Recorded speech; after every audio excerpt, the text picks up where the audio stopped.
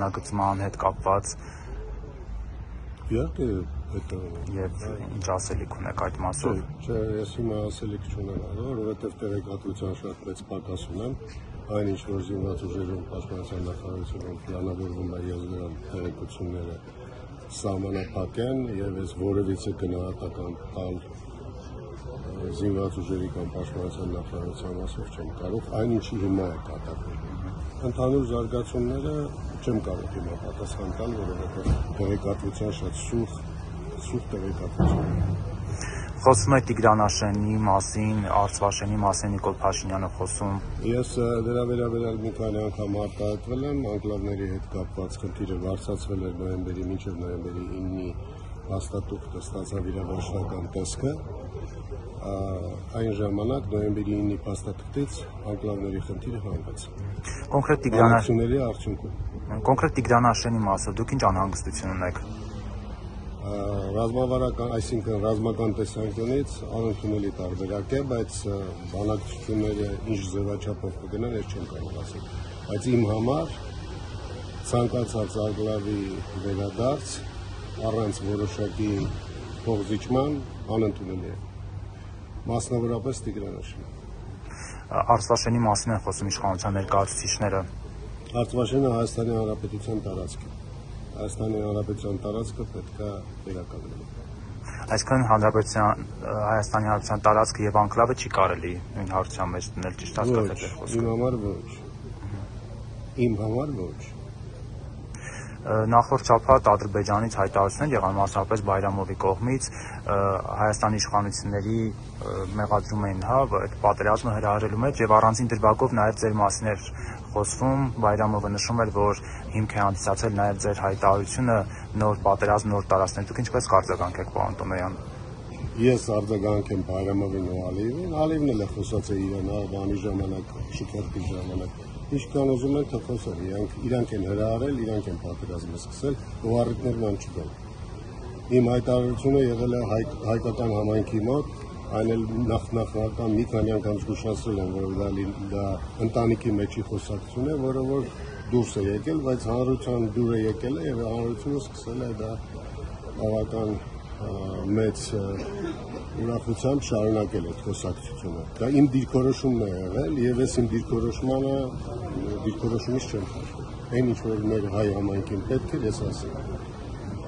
Զինված ուժերը միշտ ոգևորել են։ Նաև Հայաստանի երկրորդ, երրորդ նախագահներն են իրենց հարցազրույցներում վերջերս նշել, որ Հայաստանն է վերջո իր գործողություններով իշխանությունները տարել այդ պատերազմին,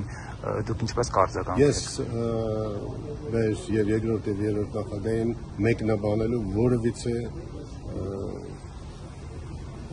ցանկություն չունեմ։ Իրանք եղել են նախագահներ, իրանք եղել են գերագույն հրամանատարներ, իրենք իրենց դիրքորոշում ունեն, ես ունեմ իմ դիրքորոշում, երբ որ իմ քաղաքական գնահատականների ժամանակը գա, ես կտամ։ Եվ 44 օրյա պատերազմի դրա ելքի հետ կապված արդյոք հնարավոր էր ավելի շուտ կանգնեցնել այն եւ չունենայինք նման ելք եւ արդյոք դուք որևէ ձև այդ մասին ասել էիք Տեկոս Նիկոլ Փաշինյանին։ 44 օրյայի հետ կապված ես կարող եմ շատ հստակ մեկ բանի գնահատական տալ, որ հանրության շրջանակներում երկու խնդրի վերաբերյալ, երկու ասացի վերաբերյալ կամ դիրքորոշման վերաբերյալ զինված ուժերի պաշտպանության նախարարության շատ խառը պատկերացումներ կան։ Կար, երբ որ ասվում էր պետք է կանգնացնել պատերազմական գործողությունները եւ կար մոտեցում, որ պետք է ամեն գնով կանգնացնել։ Կարծում եմ տարբերությունը կա, չէ՞, ամեն ինչի։ Եվ ըստ դրա որոշումները կայացվել են։ Ինչ վերաբերում է արդեն ընդհանուր գնահատականին 44 օրյայի, ես կխուսափեմ որևիցե ձևով պատասխանել հիմա այդ հարցերին, քանի որ արդեն երրորդ անգամն է ես դիմում եմ ազգային ժողովին, որպեսզի ինձ թույլ տան իմ իրավունքը իրացնել ազգային ժողովի կանոնակարգ օրենքով, ես իրավունք ունեմ ծանոթանալու զեկույցին։ Ես եւս մեկ անգամ կրկնում եմ եւ խնդրում եմ դրանով ավարտենք ընդհանրապես ես պետք է ծանոթանամ զեկույցին ծանոթանալուց հետո եթե գտնեմ նպատակահարմար ասուրիսկ գրավիրեմ երբ խոսել։ Այսինքն մերժում են պարոն Տոնյան, ճիշտ հասկացա, թե չեն պատասխանում։ Վերջի իմ գրությունը դեռևս մերժում չեմ ստացել։ Երբեք։ Արդեն մոտավորապես 10 օրից ավել է։ Եվ մի ճշտող հարցել Արշակ Կարապետյանի հետ կապված, հա։ Արշակ Կարապետյանը պատասխանել է։ Երեք պատասխանել է, ես ավել բան չեմ կարող ասել։ Արշակ Կարապետյանը իր մեղադրանքին պատասխանել է։ Դուք որպես Ես այդ ժամանակ չեմ պաշտոնավարել եւ որևիցե մի բան չեմ կարող ասել։ Բացի դրանից դատախնությունը, եթե չեմ սխալվում, բաց է լինելու, չգիտեմ, հավատացի չգիտեմ։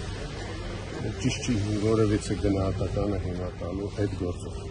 Եվ ամփոփելով, հա, այսօր հերթական դատական նիստն է, ինչ փուլում է, դուք ինչ սպասելիքներ ունեք առհասարակ։ Այս պահին ընթանում են վիճաբանությունների փուլն է։ Տեսեք ինչ կլինի։ Ես դեռևս իմ պաշտպանական կողմը ելույթով չեմ կարող ասել։